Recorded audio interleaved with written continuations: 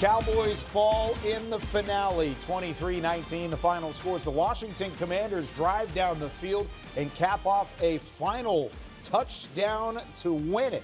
And they improve to 12-5. The Cowboys wrap up the 2024 season at 7-9 with a touchdown to Terry McLaurin with 2 seconds left on the clock in the fourth quarter. We've got Barry Church, Isaiah Stanback, Nate Newton. I'm Kyle Yeomans.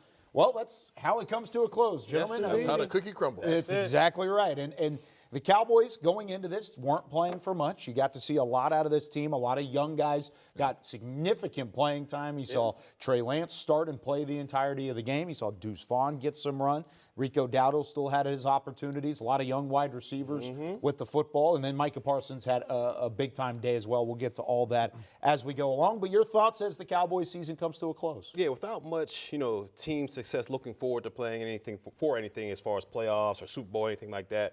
I loved how this team once again came out to fight. And Mike McCarthy, he's pretty much had his hand on this locker room since day one. Through all the ups and downs, people getting injured, guys in and out of the lineup, he's gotten the most out of his players each and every week. And once again, this is another example of him getting the most out of everybody out there. Like you said, you saw Trey Lance go out there. He had great arm talent. I saw a lot of zip on those footballs out there. Wasn't the most accurate guy, but it's something you could build upon. And as well as Deuce Vaughn. Deuce Vaughn went out there and finally got more reps and showed what his ability can be in the National Football League, which I wish we would have saw weeks ago, but it is what it is. But a lot of those young guys out there showed talent, showed promise. This was a game for guys that are on expiring contracts, not sure what the future holds. They went out there and showed grace as well. Jordan Lewis went out there, battled. So to me, this just came down to the fight of this team, and once again, the coaching staff getting the most out of their players as individuals, and I like what I saw going forward.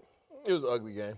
It was call a spade a spade. It was an ugly game. I think what we all most people want to hear about is how do we feel about Trey Lance, right? Trey Lance, to me, went out there and played safe. I think that he showed what he's capable of doing when he plays without any kind of filter. I think majority of this game he played with the filter that he placed on himself to say, hey, let's not make any mistakes. And you saw it in there when he should have had the touchdown to Rico Dowdle. He really just pulled back on it. There were some other throws where he was waiting for guys to come open and he was releasing the ball late, but with a lot of zip on it, right? So he has the arm strength. You obviously saw his running ability. You didn't see him make any turnovers, but you also didn't see him have any touchdowns today. So I think you saw a safe version of Trey Lance. If the Cowboys are in a position to actually have him return, then I think that he's shown enough for you to have him as a backup to a Dak Prescott, all right, or whoever else you want to bring in. So I think that he showed his value. In terms of everybody else, we saw Deuce Vaughn today. I think we all know, at least up here, we've all known what Deuce is capable of, but he hasn't been given an opportunity at all. And defense was more of the same. Trey Lance, I'm with you on that. I didn't want to see him running around a lot. I wanted to see him play quarterback. I mean, drop back and throw the ball. I think he did a fairly decent job. Turpin been waiting on his opportunity. He got some touches, made some plays. Tolbert, he did okay today. He still ain't knocked me off my socks. My boy Jason Ferguson a little slack in there, but it's okay. They got through the game.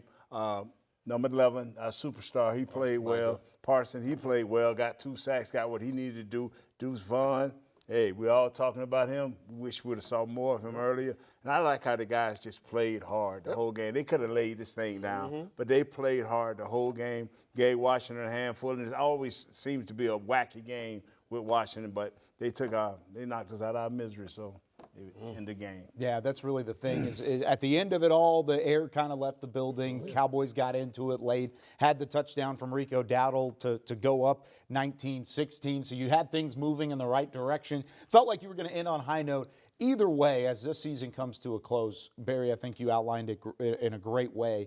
Mike McCarthy, with the cards that he was dealt this year, ended up with 7 wins. Yeah, he did. Almost 8 wins, almost 9 wins, but of course, almost only counts in horseshoes and hand grenades. That's true. So you end up with 7-9. That's your record. That's what you've got for the 2024 season. Lasting impressions on what is going to be an offseason full of change and what the 2024 season was. Yeah, I think this team will look totally different going into next offseason. You'll have your few, building blocks, the Parsons of the world, the CD Lambs, the Dax, but those guys, in the middle of the roster and definitely towards the bottom of the roster, you'll see a lot of change. I feel like they'll get a lot of competition coming in here from either free agents or draft picks that'll juice up the roster a little bit and get a little bit more talent. I mean, we saw going against that Philadelphia game the week before how much that talent disparity was. I mean, you got to get better on this roster, and I think you'll see a lot of that come this offseason. I like what Coach McCarthy has done during his tenure here. Obviously, he had 2 non-winning seasons. He had the COVID year. He had this year where he faced a bunch of injuries. Other than that, right in the middle of that were 3 really good winning seasons, 12-win seasons. I think that he deserves a lot of respect for that. I think he deserves a lot of respect for what he did in regards to this coaching staff, the changes that he went through during his tenure here. He gave up his offensive coordinator. He brought in a new defensive coordinator. There's a whole lot of change that took place in addition to the injuries that he sustained this year to his roster, and those guys held it together. We're sitting here in the last game of the year talking about how these guys went out there and competed. You never saw any finger pointing. You never saw any guys walking off the sideline. You never saw anybody talking about each other in the media. None of that stuff happened. With that said, I do think, like you said, Barry, change is coming. I don't believe that Coach McCarthy will be coming back. That's my opinion. I think that there's going to be a cleaning of house. And with that, there's going to be a whole new era that starts with the Dallas Cowboys. And with the new era comes new personnel. And you have to go through that whole cycle all over again. It's going to be a long offseason and a lot of changes to happen. 26 unrestricted free agents, just guys that straight out can leave. Coach McCarthy, y'all know how I feel. I want him here. I want it on the 15th. I want to be like, hey, what's up, Coach? But it might not happen that way. But Isaiah, what you've said all year from middle of the year, our assistants, we have to put a little bit more value in our assistants. They are not who you think they are. And what I mean by that, you have to challenge players. I see a lot of players walking around here with their chests out, and when Sunday comes, they disappear. What are you doing Monday through Saturday? You have to challenge some of these players, and some of our assistants need to go. It's all about technique in that regard because the effort's there, pointing to your points, and part of why there is at least a decision to be made in terms of Mike McCarthy returning. All right, as we wrap things up, who's one guy that you want to see return in a Cowboys uniform next year that's possibly going to hit that open market in a couple weeks? Oh, give me Turpin without a doubt. I mean, bring him back here. We know what he brings special teams-wise. He is a restricted free agent, so that's good. Yes, it's restricted. So bring him back. You can still bring him back. Bring him back again. He's hitting a market, and there will be a paycheck. And get him a little bit more involved offensively. I mean, this guy's explosive with the ball in his hands. We understand what he brings to the return game, but get him involved more offensively, I think, or you can have a little bit more explosion with him in the backfield or wherever you want to put him. But Turpin, that's a guy I'd like to bring back. One man that you can't afford to lose, but you're most likely going to lose because you probably can't afford him, Jordan Lewis. Ooh. Jordan Lewis has been the backbone, has been the heart of this defense. He doesn't talk a whole lot in terms of the media. He talks a lot on the field, but he talks a lot with his pads. And he takes care of business not only in coverage, but he also has a major force in the running game. He's been the unsung hero of this defense for years, regardless of the defensive coordinator, whether it was Dan Quinn or Mike Zimmer. You lose him, you're going to miss somebody in the middle there. I don't know if this guy restricted or whatever, but and I hate to say this because y'all may laugh at me. You got to bring back the kicker. Yeah, that's the most consistent thing you got. You better bring back Brandon Aubrey. I know who you are, bro, and I tease you a lot. Yeah. But when this thing starts to change and when they start to get more competitive, he's going to be a deciding factor in a lot of winning. He's also restricted. He's restricted. Yeah, he's not going to work. Another name outside of Jordan Lewis, Osa Odigizua. That was the name I was thinking of. Osa, he gone. You're not. I don't believe. Yeah, he gone. Let's go over there. Wait. We're so early in this offseason. Listen. No way. This is coming from players, right? This is coming from former players. The way 20 minutes into this thing. Understand that both of those guys have played through numerous defensive coordinators. Yeah. Both of those guys have played through different regimes, right? And different systems. They've been asked to do different things, and they've produced in both. Right, so understanding how consistent the play has been from both of those players, regardless of who's coaching them, regardless of what's being asked of them, regardless of the system, their value and it's their time. Right, you get 1, maybe 2 opportunities in your entire career from the time that you're 6 years old and you put some cleats on to the time that you get to the league to get your money. These guys are not going to miss their opportunity of getting their money. And for all the fans out there, they're going to say, "Oh, well, yeah, what about the team?" Ain't no discounts.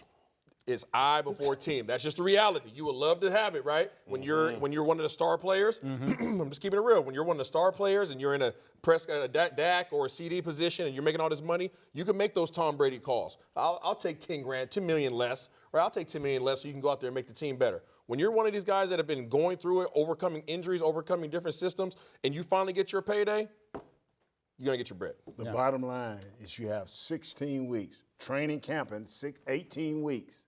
If you want to sign up one of these free agents, you've had all year. That's you can sign your own guys. Once this thing open up, which is tomorrow, All bets off. And that's exactly the case. It's the reality of the NFL and how this league happens all the way through. So lots to discuss, lots to go through, and we are just beginning the Cowboys offseason going into the 2025 campaign. The Cowboys cap off the 24 campaign with a loss against the Washington Commanders, 23-19, the final score. We leave you with the final stats brought to you by Miller Lite. Cowboys fall to 7-9 as their season comes to a close. We thank you for watching The First Word all year long on DallasCowboys.com. For Barry Church, Isaiah Stanback, Nate Newton, I'm Kyle Yeoman saying so long for the final time.